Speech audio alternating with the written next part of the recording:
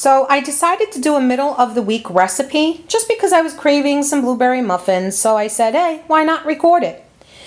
It is actually pretty easy to do. I would say less than 10 minutes prep time and about 20 to 25 minutes in the oven.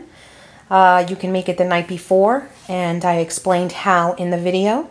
As usual, the ingredients and list is at the bottom of the video. So let's move on and I'll show you how easy these are to make. The first step that we're going to take is we have our measuring cup, okay?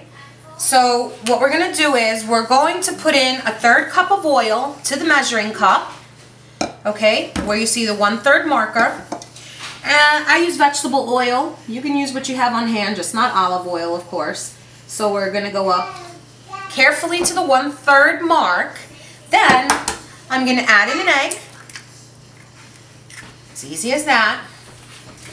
And then what I'm going to do is I'm going to bring it all the way up to the 1 cup marker, okay?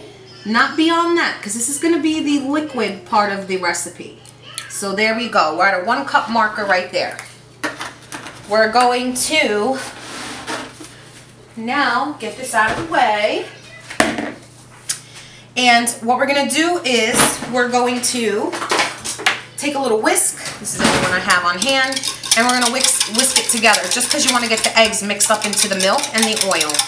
So this is the wet part of your ingredients, okay? So you want it to be nice and mixed. You don't want any whites still there. You want the egg and everything mixed up nicely. So that's my first step because I like to get it out of the way.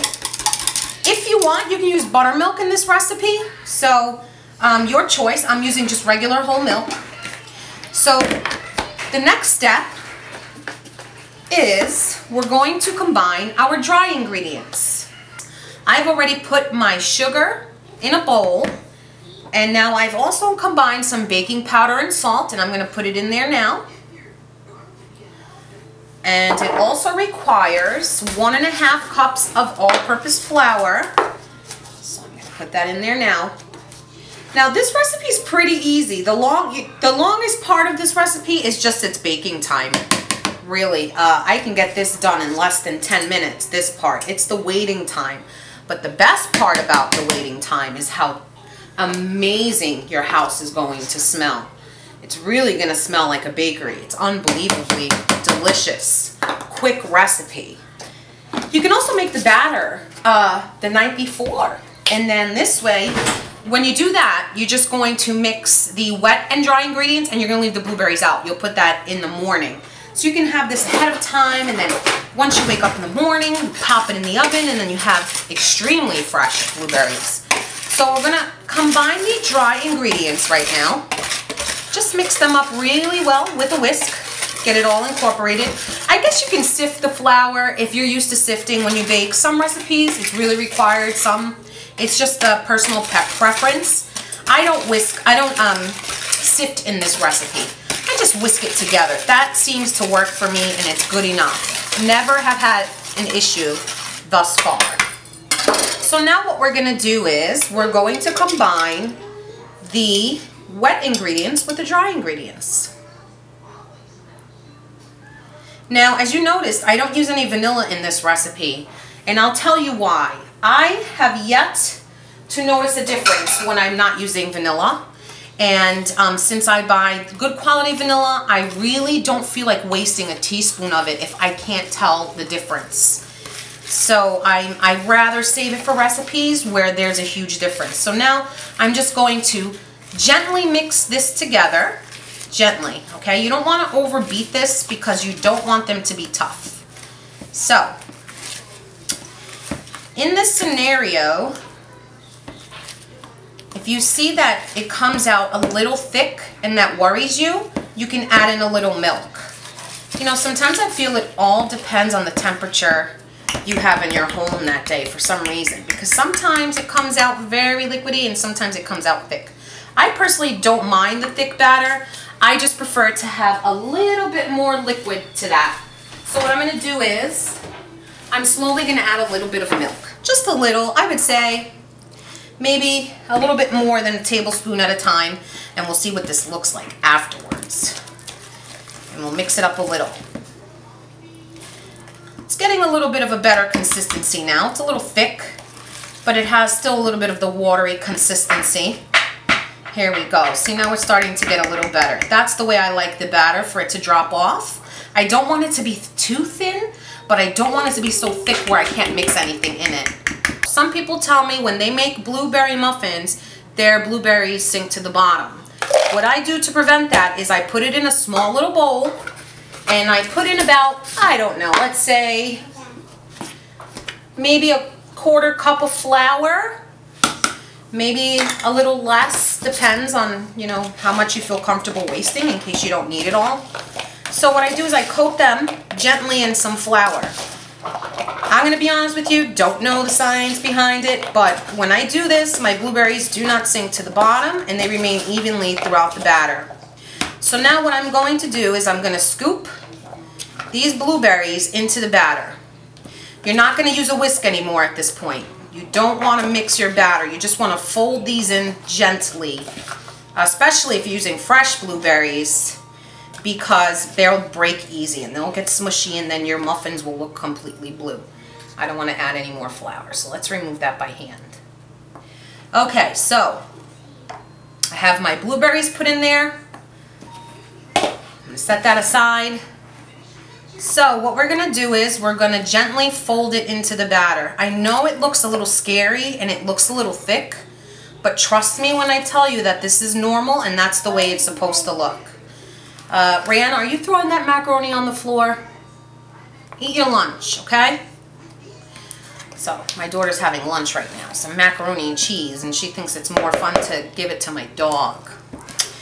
Alright, so we're going to gently fold this until you see that it's evenly placed, alright? You don't want to have one muffin that doesn't have any blueberries in it. So here we go.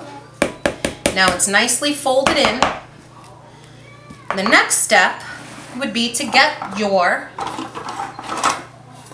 muffin tin, whatever kind of tin you have. I have a really large one, but I didn't feel like having a large portion muffins, so I'm using my smaller one. And what I'm going to do, what I'm going to do is I'm just going to evenly spray the tin nice and good. You don't want these to get stuck when you go to take it out. It would be really heartbreaking. So as you can see right here, I sprayed it nice and evenly. And then I'm actually, if I could find it, yes I can. Alright, I'm going to use an ice cream scoop to get them into the tin. I don't know, it's just easier for me that way. It's a little messy getting these into the tin. Sometimes when I use the ice cream scoop, it's less messy, so it's not so much of a disaster. So I will carefully scoop it into the tin.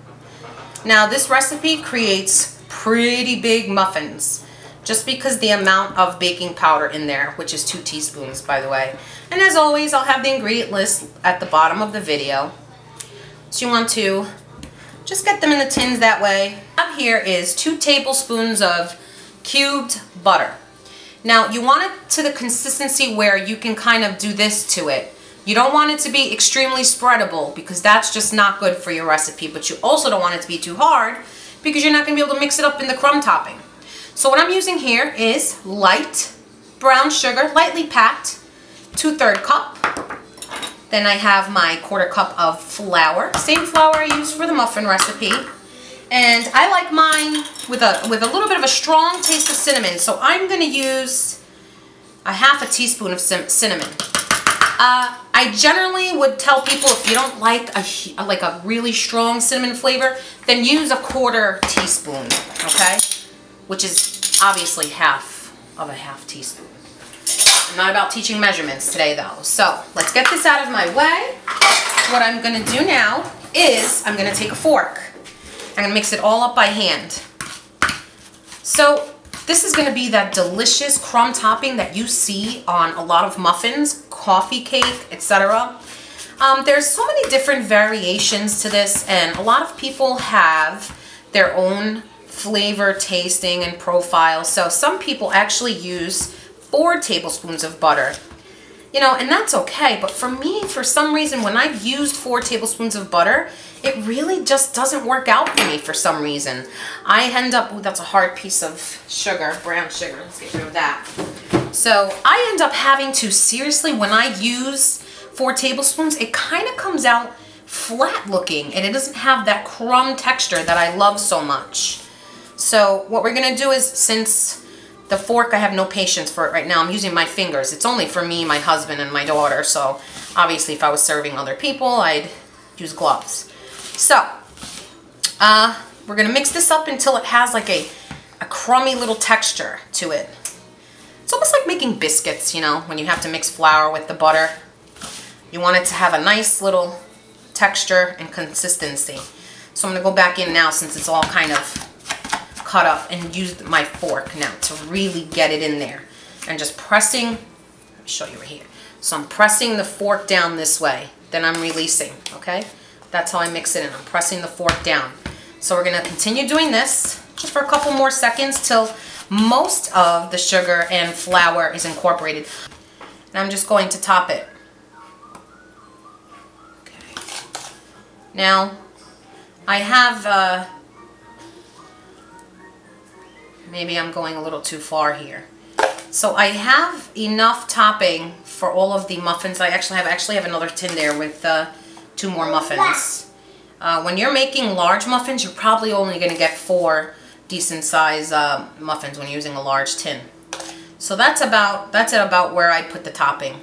Beautiful blueberry muffin. Since I decided I'm going to eat one now, I'm going to open it up just to show you how well the blueberries stay in the batter and don't sink to the bottom with that flouring method.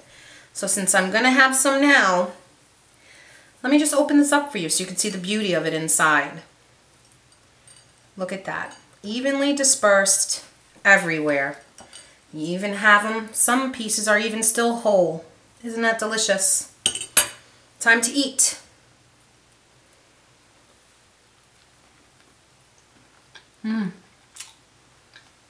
It's good. Alright guys, well, thanks for watching again. If you like the video, the recipe, of course, as always, click like, subscribe, and share this to all your friends.